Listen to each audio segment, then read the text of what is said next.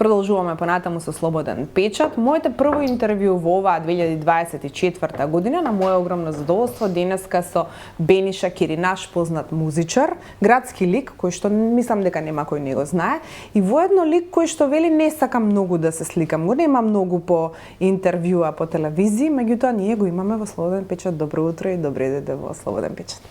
Благодарам и голема благодарност и до Слободен печат и до тебе како новинар, што ми овозможи да бидам првиот за оваа година. Да. И ја имам лесна нога, така да очекувам многу работа оваа година. Ако, нека има работа.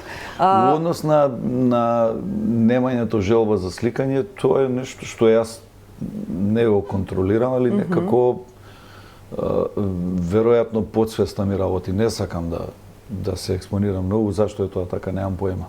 Со текот на годините, мислам дека ми е патетично за све нешто да ти има негде. И онака сите паметуваат и ти да видиш еден од мноштвото такви паметни фаци кои нешто држат некакви придики, баш и не сум расположен за тоа. Не, обично рок звездите, сега рок звезда. Ти пред години кажа дека ние немаме музичка сцена, не па рок-н-рол. Го имаш кажано тоа као твој став. Музичката сцена е на стаклени нозе, не знам ни дали ја имаме, сега, во денешно време зборувам. Меѓутоа, како начин на живот, обично рок звездите, оние кои што се музичари и уметници, сакаат да се сликаат, сакаат да покажат малце повеќе и од приватниот живот. Ти некако си баш онака човек од меѓу луѓето. Човек кој што не многу сака да се качува на пиедесталот. Не, тоа мислам дека не е, делумно нема да се сложам со тебе, дека тоа е само желба или можеби привилегија на рок звездите, затоа што генерално човекот као створење, као битие, во недостиг на внимание, сака да се експонира и да биде забележан, да биде во некаков центар на збиднувањата, како и можел да има некаква лична корист, некаков личен профит.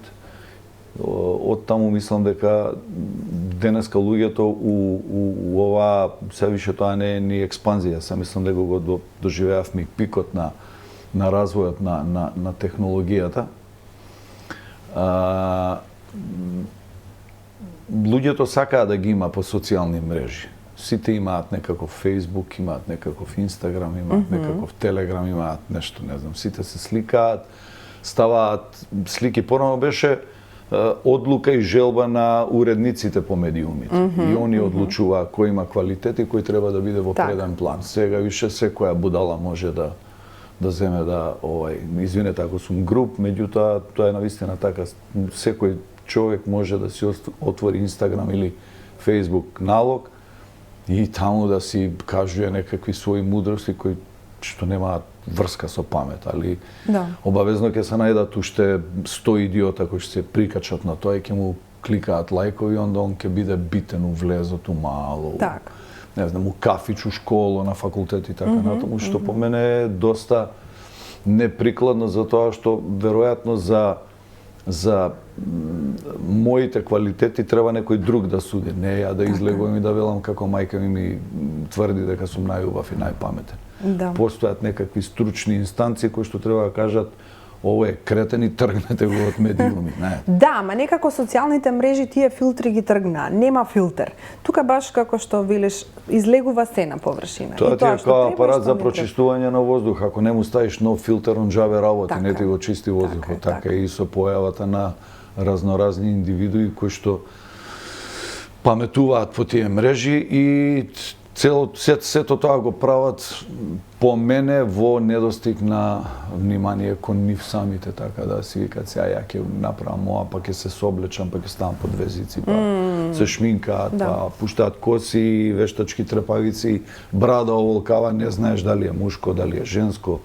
Ни сите се вадат на тоа дека сите ги имаме истите права, па немој да ги кудиш, па немој да бидеш оштар према нив за тоа што они ќе те пријават на некаква не знам каква организација кој што и тоа е една папазјанија која цело време не прати и доведува до еден колективен невкус. Значи све што малку вреди не може да дојде до израз од огромниот наплив на невкуси, ајде да го наречам така, идиотизам. Ајде веќе кога зборуваме за тоа. Ајде малку на тема музика, на тема музичка сцена кај нас. Ти си музичар кој што оставил позади себе хитови кои што се уште се свират. Не само што ти ги свириш со твојот бенд, него се свират по свирки и се прават кавери на твои познати песни се уште, што е супер и што докажува за тоа, нели, колку ти си оставил позади себе. Е сега, дали можеме денеска да зборуваме за музичка сцена воопшто, за квалитет на музичка сцена и кои ни се реперите? Имаме ли репери некој или се отиде? Музичката сцена за да функционира има основни параметри по кои треба да функционира и да се движи за да може да биде издржана, релевантна. Таа музичка сцена кај нас не постои за тоа што повеќе мислам дека не повеќе туку уште од времето по музичките радија собствениците на радијата се тие кои што диктираат некакво темпо што ќе иде во етер. Не постои соодветен музички уредник да направи некаква селекција и од тоа што е пробрано да го пласира во јавност. Сега кој како извади некоја нумера, ако му фати уво на Бени кој што држи некаква радиостаница, може да отиде во етер и тоа некако да се закотрља да добие на некаква популарност. Музичката сцена е комплексна ствар која што за да функционира мора да има тиражи, а нема веќе тиражи со самата појава на платформи од типот на Spotify, Deezer и Apple и тралала, небитно, или iTunes како се вика. И од тука тоа е целото измешано. Не се знае ко коси, ко воду носи, знаеш. Сите нешто снимаат, нешто го ставаат на Инстаграм, па сега објавуваат разноразни објави. Преска прочитав некоја глупост како он објавува дека више не е член на одреден бенд, туку он има нов бенд. Кого тоа занима, човече? Земи сработи нешто, земи објави, не мора да е тоа албум, затоа што албумот као формат веќе не проаѓа. Затоа што ако Бени објавил некаков сингл у наредните 15 минути, тој сингл ќе го поклопат уште 270 нови синглови и ти више као конзумент не можеш да се снајдеш у тоа море на добри и на лоши информации. Така да музичката сцена не е она што некогаш, или и да ја има не би била она што некогаш била. Параметрите се скроз изместени. Веќе не важат старите правила, новите правила се некакво кокетирање со јавност. Дали се работи за невкус или за нешто што е издржано, тоа самиот конзумент, самиот слушател, самиот гледач има доволно слобода да си го приушти као привилегија. Зашто? Затоа што има мобилен телефон и сега сите мобилните ги прават се поголеми и поголеми. Значи тоа е замена на форматот, на телевизискиот формат. Не мора више да палиш телевизија. Уклучи се на Time МК, ќе прочиташ 300.000 небулози како ја не знам некаква си водителка од Београд Јована Јеремич има нов дечко, што мене тоа ме занима, знаеш. Ама луѓето тоа го сакаат да го читаат. Луѓето веќе станаа зависни од сензационализам и тоа више ги изместува сите критериуми кои што важеа до скоро. Кај нас одамна нема сцена, немаш хип-хоп сцена, немаш рок-н-рол сцена, немаш вика ти си најбољи рок пејаш. Нормално дека сум најбољи кога нема друг. Знаеш, и сега уопште е прашањето колку сум ја добар рок пејач ако немам некаква конкуренција. Има бендови кои што јас многу добро ги разбирам, затоа што истото и јас го практикувам кога веќе немам простор за да објавувам своја авторска музика, онда се шлепам на моите 5 хитови и уз тоа свирам некакви кавери како би можел да преживеам. Значи, немерливо е со она што се случува во најмала рака во нашето обкружување. Тоа се милионски држави кои што имаат по 5, 6, 7, 10 милиона жители и на нив им е некако полесно. Ние сме мала средина, јазичната бариера е тука, не можеш, многу е тешко да направиш продар надвор. Сега им кажав на луѓето дека свиревме у Београд пред Нова година, вика, леле, супер шукјур ти тргна он. Дечко, свирев корпоративна шурка, луѓе кои што ме снимиле овде и нивна добра волја да ме покана да бидам гостин таму. Инаку тоа не е никаков пробив на нивната сцена која што патем и таму не постои. А ако видиш дека некакви поп-фолк наречи народњаци или милува да ги нарекуваат турбо-фолкери се бољи од еден ја не знам, Баја Голиор Мандич, Риблја чорба и така дале. Додека во исто време, да кажеме, во Борис Трајковски, едва и партерот е наполнет од два бенда од Риблја чорба и Атомско склониште. Да. Имаш сала Јане Сандански, каде што Теја Таировиќ, ако внутре има 5000 народ, уште 5000 надвор се газа за да влезат. Да. Кој е тој сензационализам? Што е тоа што мене може да ме натера да гледам таква боранија од музика? Тоа нема врска со здрав разум, али затоа имаме технологија, телефони и на крај се испоставува дека широките народни маси се тие кои што судат и го поставуваат тој некаков стандард. Да. Ја не се слагам со тоа, не ми се допаѓа, меѓутоа тоа е реалност, тоа е факт и ја знаете како, пред аргументите и боговите молчат. Така, веројатно тоа е секаде така, меѓутоа, она што е наш хендикеп е токму тоа, малиот пазар. Значи, која би била ние поголема држава со многу повеќе народ, би имало веројатно оној мал процент за тие што знаат што е квалитетна музика, што е добра уметност, веројатно би ги задоволиле потребите на самите уметници, ама на толку мал пазар, кога големиот број ќе отиде кај шундот, кај оние кои што сепак е тоа нивни избор, нели? Мораме да го почитуваме тоа дека народот избрал тоа да го слуша. Легитимно право на секој. Меѓутоа, кога би имале доволно пазар кој што би ги задоволил потребите на овие уметници кои што прават, создаваат нешто друго, би било поинакво. Овој муавете што би било, кад би било, мислам дека е незрел, ние можеме само да мечтаеме дека ако би било вака, онда би било онака, онда ние нешто. Да, ама од твојот аспект, да, ама има млади музичари кои што сакаат да видат малку светлина во сето ова сивило. Тоа е тежок е тој леп. Тоа е мачно да се дојде до било каков продор на сцена која што патем и не постои, него ја формираме онака од ѓутуре, што се вика, ајде нема проблем, дај. Бени ни е скуп затоа што, не знам, лупам, зима 200 евра и сега ќе ги најдемо вие за 35 евра ќе дојдат. Тоа така од прилика функционира. Никој не размислува дека таа забава, тој настап треба да биде издржан, треба да има некаков програм, да гледаш дека он таму завија, дека они просто се гледа и во начинот на интерпретација, и во самиот аранжман, и во изведба, и во тон, и во звук и така натаму. Гледаш дека тоа не функционира. Добра ефтина е програмата, вика, поминавме. Се додека се бавиме со такви импровизации, нема да можеме да изнедриме квалитет. Затоа што ако ги поставиме квалитетите на некакви здрави основи, онда сите оние наредни што доаѓаат ќе имаат за обврска и ќе мораат да го испочитуваат истиот тој квалитет ако сакаат да испливаат на површина. Да. А овдека со овој медиокритетски приступ, мислам дека све влага у исти кош и уопште не е битно дали е Бени, дали е, ја не знам, било кој. Тотално е небитно. Така, од таа причина ние немаме не звезди у смисла на нешто што е недодирливо, туку немаме респектабилни, нека добро свири или добро пее. Па што? Кога имаш ваму уште 200 други кои што ќе извршат истата функција со послаб квалитет. Да. Нема везе, ефтино ќе поминеме. Так. На луѓето некако им е многу побитно на тие журки да се напијат или да се најадат, него ли добро да си поминат. Затоа што знаеме дека храната и течностите кои ги внесуваме на крајот на денот, извинете, ќе бидам малку и непристоен, знаеме каде завршуваат, за разлика од меморијата, за разлика од сликите кои што ќе ти останат во главата и самото расположение кое треба да ти го донесе таа вечер добра да си поминеш, дали е тоа концерт, дали е тоа некаква рок свирка у некој локал клуб и така натаму. Ние сме такви какви што сме, а тоа не е само појава кај нас, мислам дека генерално на цел Балкан. Тоа некако стана пракса. Така.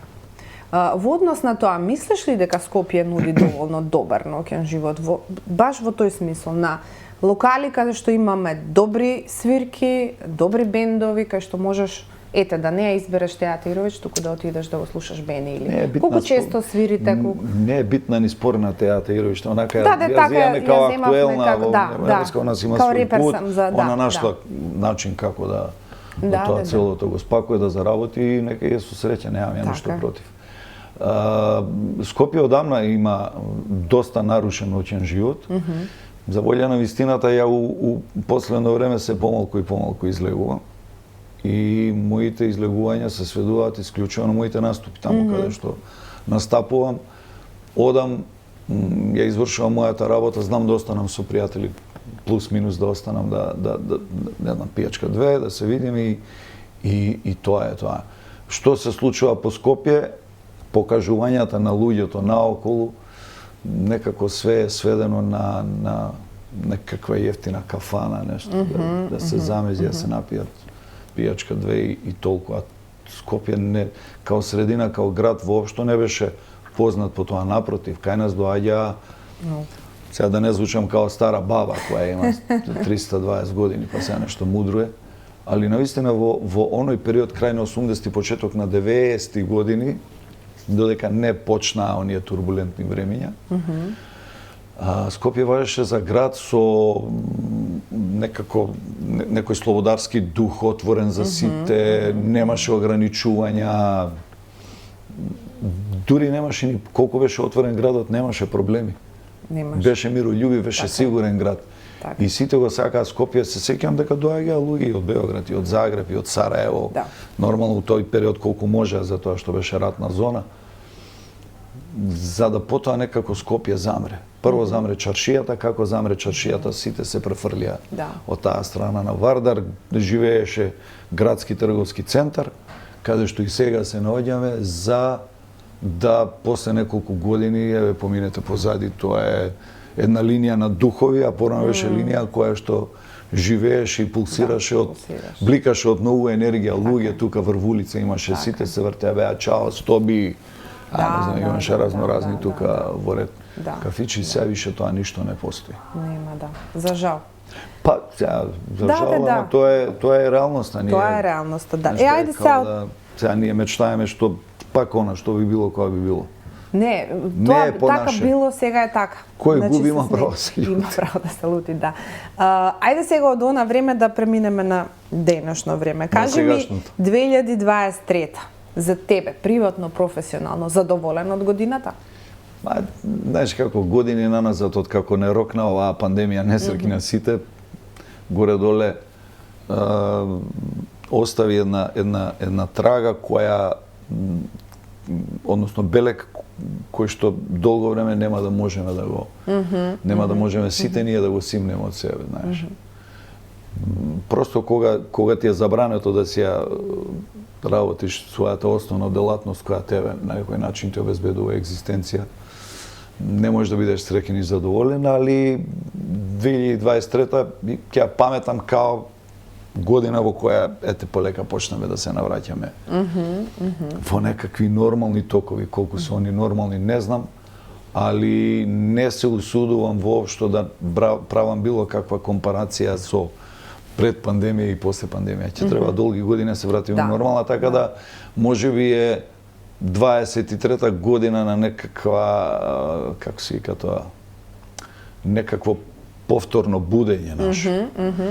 Дали ќе успееме да одржиме исти интензитет, дали ќе успееме да тоа иде се уште во некаква нагорна линија за да може да доживееме некаков процват. Ја навистина не знам, али нешто дека беше специјална година, па и не можам да се пофалам.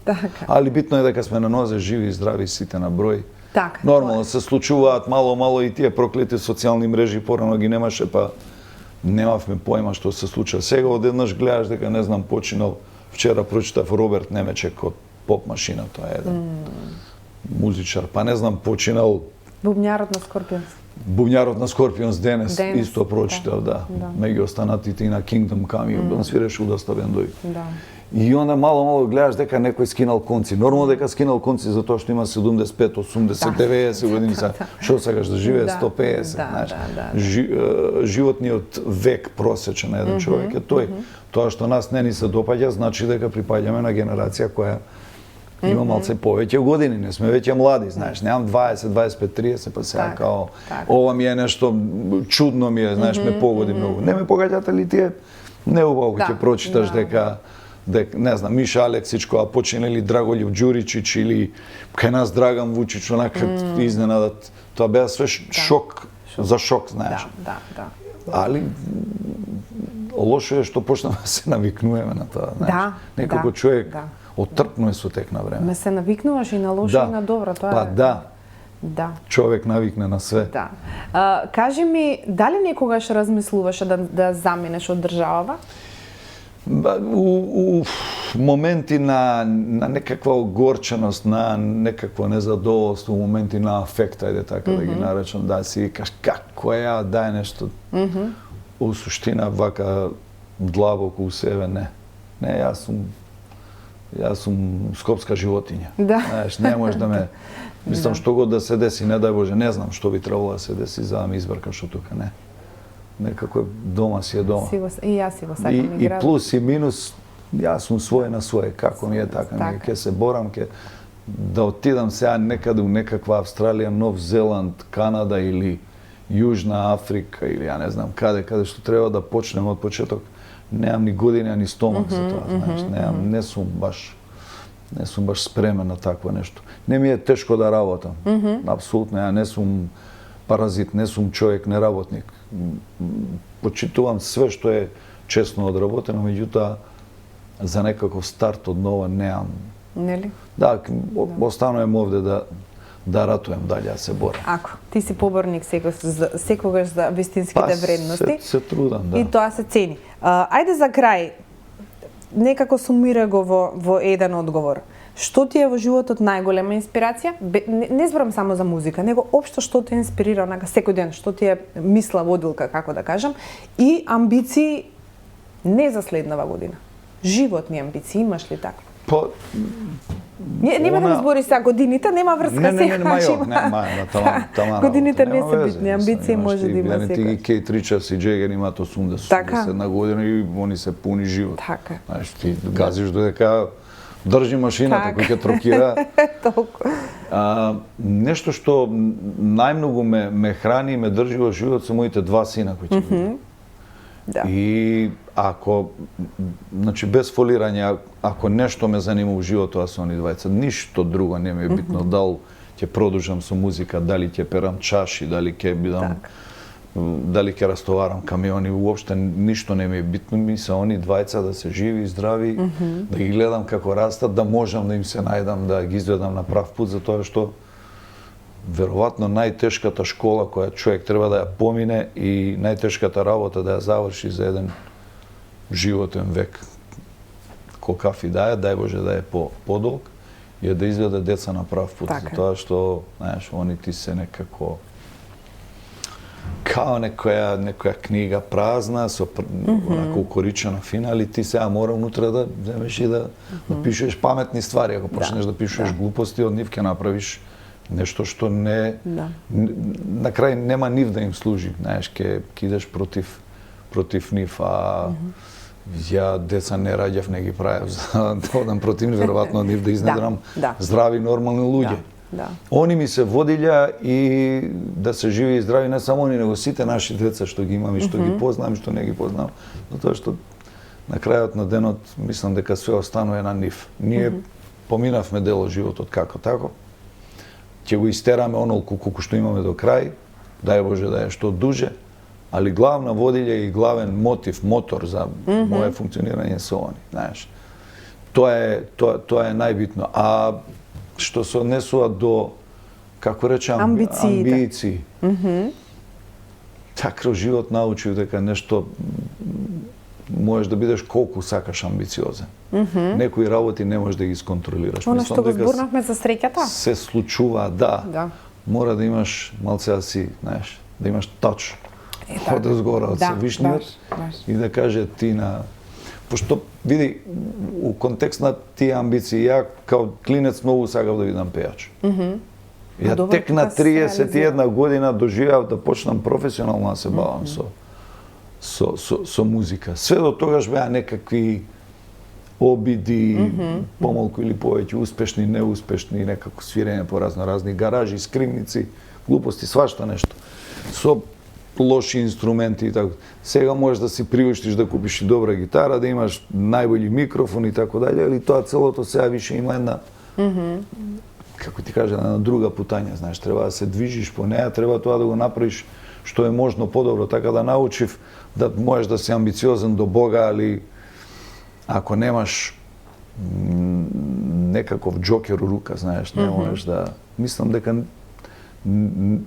Ја бар мислам така, не може да ти тргне. И ова со музикава мене што ми се случи и начинот на кој што се случува работите по редослед, тоа е нешто што ни у сон не сум можел ни да го предвидам, а камоли мислам да помислам, знаеш, чудно е тоа. Да. Али ете се дешаваат работите за да пак доеш на своето, да имаш привилегија, дар од Бога да се бавиш со работа која ја сакаш. Знаеш, имаш многу луѓе кои што велат идам на работа, ногите ми се враќаат. Да. Тоа е некакво проклетство кое што многу луѓе треба да го живеат. Затоа тој благослов Божи за да можам да се бавам и да живеам од работа која сакам е навистина дар од Бога и е привилегија, така да фала ти. Океј, фала ти и тебе за гостувањето, ми беше драго и пријатно да се разговараме. Многу успеси, поздрав дома до сите, да сте живи, здрави, комплет, па за убави работи да се гледа. Ти благодарам и тебе, ти посакувам исто да снимиш и нова номера и да. Да. Зашто да не мислам. Ке биде. Значи сите помалце, мало ја, мало ти. Да. Така натаму. Благодарам за поканата и срекни празници, а ги има уште следуваат. Да. И посакувам здрава и успешна година на сите добри и добронамерни луѓе. За сите. Благодарам. Ти благодарам уште еднаш. Ние продолжуваме понатаму како и секогаш. Препорачувам да останете со Слободен печат.